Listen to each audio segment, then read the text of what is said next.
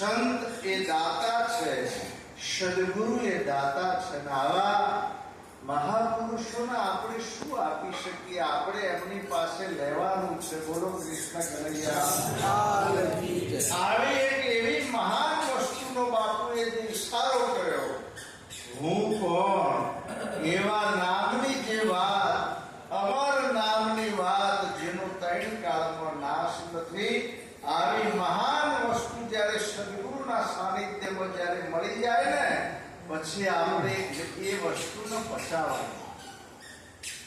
જેમ છેલ્લે ઉપદેશમાં સાકર આપવામાં આવે છે, અને સાકર આપ્યા પછી કહેવામાં આવે છે કે ભાઈ 1 કલાક બરાબર ચગડ્યા પછી, મોઢામાં બરાબર એને ફેવર્યા પછી હતી એવી ને એવી પાછી આપવાની છે. બોલો આવે ખરી?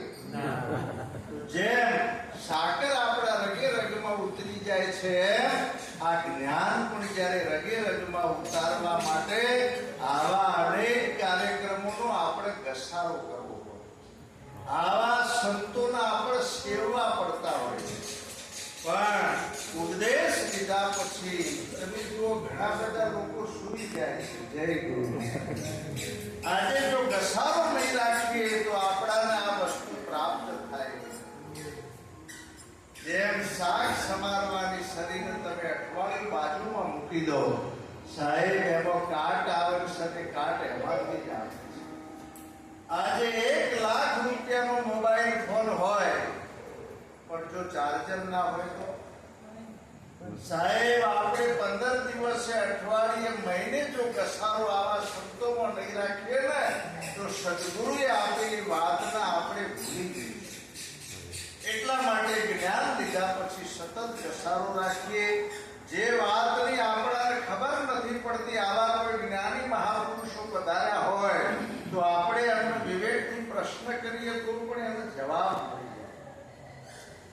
અને આવા જે કઈ ભજનો બનાયા છે, ભજનોમાં આપણાને કઈ દિશા બતાવે છે. જેમ ઘણી વાર એક વાત કરું છું કે અહીંથી રાધનપુર જવું હોય તો બોર્ડ ઉપર એરો બતાવેલો છે. એરા પ્રમાણે, દિશા પ્રમાણે આપણે ચાલીએ તો રાધનપુર આવી જાય, અને વાવાઝોડામાં બોર્ડ ફરી ગયું હોય તો વિજાપુરા. સાહેબ, ઘણોના બોર્ડ ફરી ગયા. એટલા માટે સતત આપણે એવી દિશાને પકડીએ. આવા મહાપુરુષોના સાનિધ્યમાં આવા મેળાવડાઓ હાલના સમયમાં પણ, ચોમાસામાં પણ મેળાવડાઓ ચાલુ છે. આવા જે કઈ કાર્યક્રમો શના માટે થઈ છે એ કોઈ કીર્તિ માટે નહીં, પણ આપણા ઘસારા માટે કાર્ય છે. આપણે આ સંતો છે ને જંગમનું તીર્થ છે. આજે હાલતું ચાલતું તીર્થ છે. અહીંયા આવીને આપણા દર્શન આપ્યા છે. એકવાર તાળીથી વધાવો.